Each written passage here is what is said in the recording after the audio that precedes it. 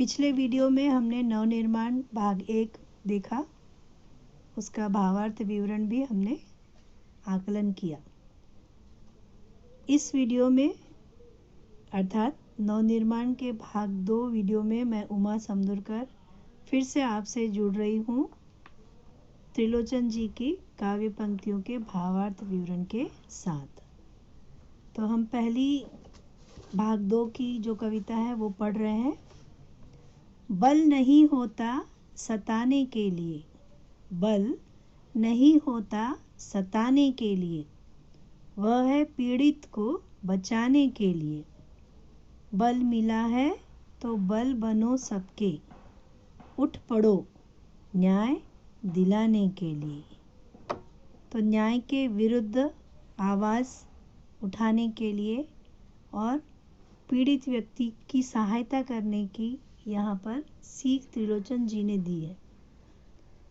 कवि त्रिलोचन जी कहते हैं कि यदि तुम्हें बल अर्थात ताकत या शक्ति प्राप्त है, या दूसरे शब्दों में हम कहेंगे कि यदि तुम बलशाली हो, बलवान हो, तो वह दूसरों को परेशान करने या सताने के लिए नहीं है।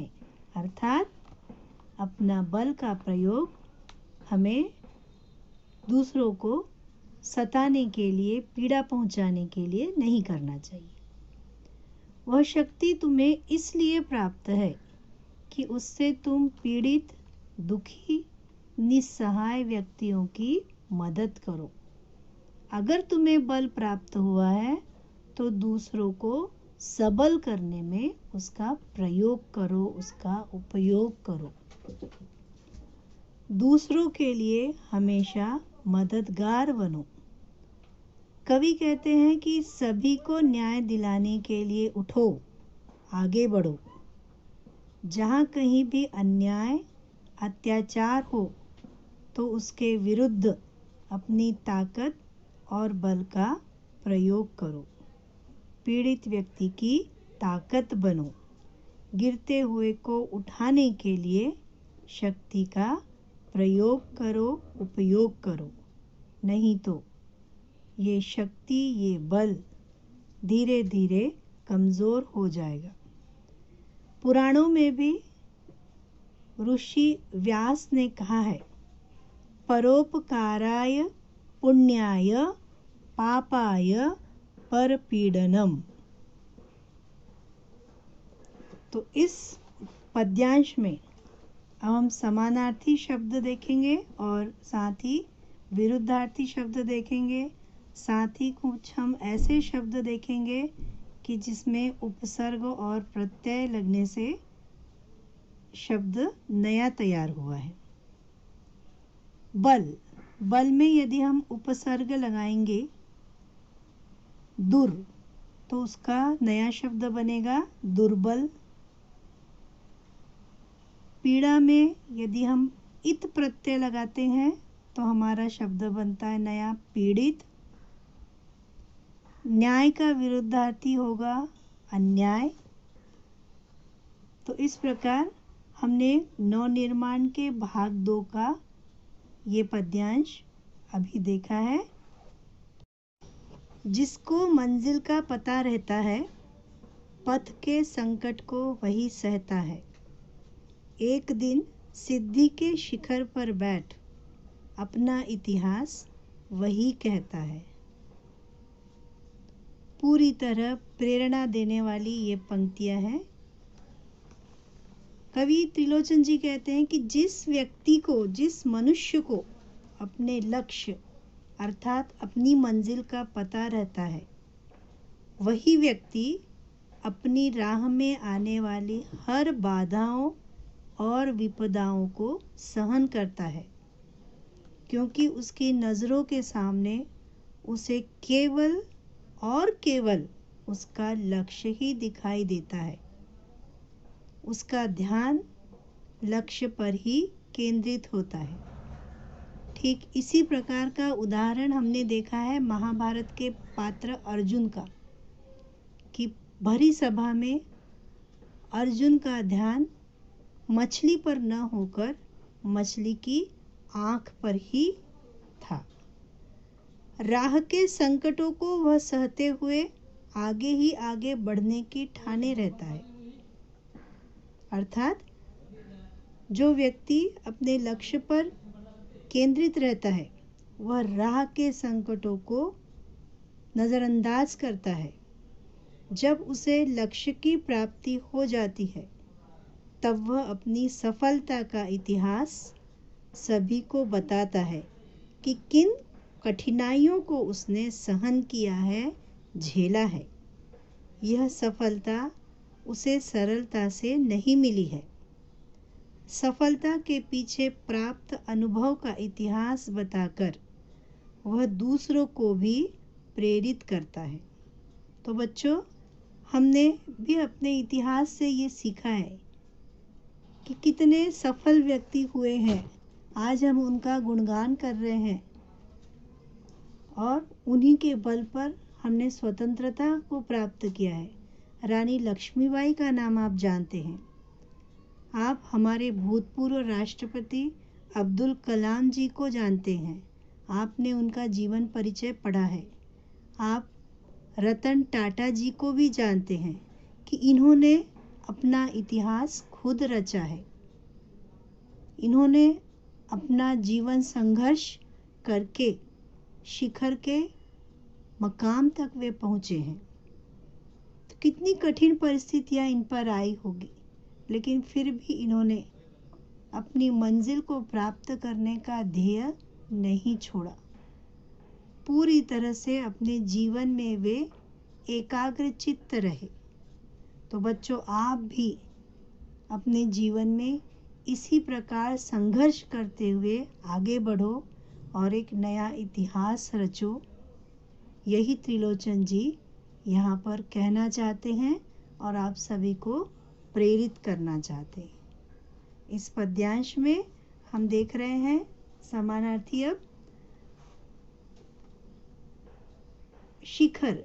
शिखर का अर्थ होगा यहाँ पर पहाड़, गिरी, पर्वत। सिद्धि के लिए समानार्थी शब्द सफलता, निपुणता, दक्षता। संकट के लिए समानार्थी है कठिनाई, रुकावट। पथ के लिए समानार्थी राह, रास्ता, मार्ग। प्रीति की राह पर चले आओ, प्रीति की राह पर चले आओ, नीति की राह पर चले आओ। वह तुम्हारी ही नहीं सबकी है, गीति की राह पर चले आओ। त्रिलोचन जी कहते हैं कि जीवन में हमेशा प्रेम की राह या आनंद और हर्ष की राह पर आगे बढ़ो। नीति के मार्ग अर्थात सदाचार और सद्व्यवहार के मार्ग पर चलो। यह प्रेम और नीति का मार्ग केवल तुम्हारे लिए नहीं बल्कि वह सबके लिए समान है। प्रेम और नीति की राह पर चलते हुए गीति की राह अर्थात विश्व बंधुत्व की राह पर चले आओ।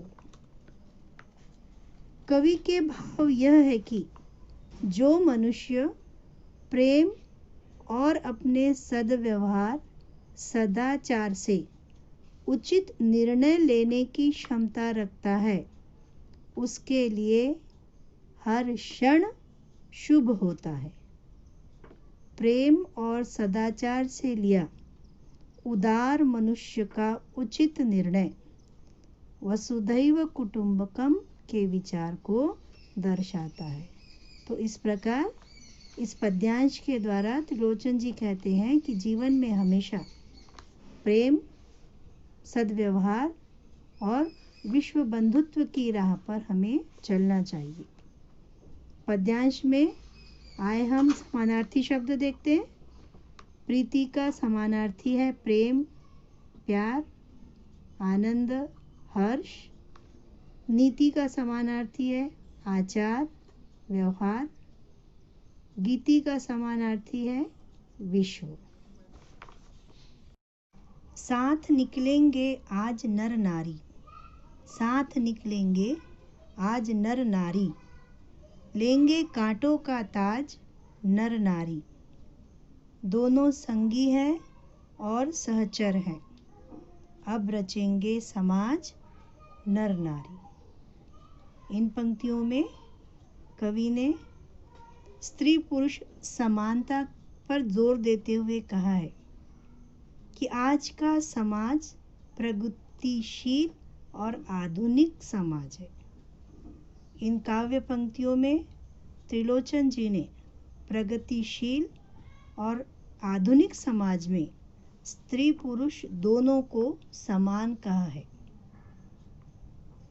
पति पत्नी दोनों मिलकर काम करेंगे, एक दूसरे का सम्मान करेंगे, तभी घर में प्रेम, शांति और ऐश्वर्य रहेगा, घर एक मंदिर बनेगा। दोनों एक दूसरे के जीवन साथी हैं, दोनों के कदम भी उनके जीवन राह में एक साथ आगे बढ़ रहे हैं। इस प्रकार नर नारी दोनों के श्रम एवं संघर्ष भी समान है। इसी समानता के स्वर से समाज में व्याप्त स्त्री पुरुष के बीच का भेदभाव या असमानता को नष्ट किया जा सकता है, समाज को सुधारा जा सकता है, समाज को प्रगति के पथ पर लाया जा सकता है, क्योंकि स्त्री पुरुष अर्थात नर या नारी ही समाज रथ के दो पहिए हैं। इसीलिए ये दोनों पहिए अर्थात नर नारी दोनों समान हैं, दोनों का श्रम समान है, दोनों का जीवन में आगे बढ़ने का संघर्ष समान है। तो हमें स्त्री और पुरुष के बीच कोई भेदभाव किसी ने भी नहीं करना चाहिए। इस पद्यांश में भी हम आए हुए समानार्थी शब्दों को देखते हैं। संगी, संगी का अर्थ होगा साथी, सहचर अर्थ है साथ चलने वाले, ताज का अर्थ है मुकुट। वर्तमान बोला अतीत अच्छा था, वर्तमान बोला अतीत अच्छा था, प्राण के पथ का मीत अच्छा था, गीत मेरा भविष्य गाएगा, यूं अतीत का भी गीत अच्छा था। त्रिलोचन जी वर्तमान में जीने की सलाह देते हुए इस पद्यांश के द्वारा कहते हैं कि वर्तमान को हम तभी अच्छे से जान सकेंगे, समझ सकेंगे, या वर्तमान का हम तभी आनंद ले सकते हैं जब भूतकाल की घटनाओं का विस्मरण करेंगे। भूतकाल का विस्मरण करने से ही वर्तमान के सत्य को हम जान सकेंगे। ईश्वर ने यह प्राण या जीव शरीर हमें दिया है।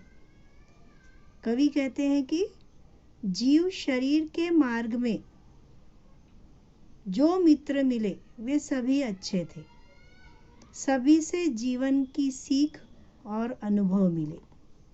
भविष्य अर्थात आने वाला समय इसी मृत जीव शरीर जीवात्मा के गुण गाएगा। बीता हुआ समय का साथ भी सुंदर था।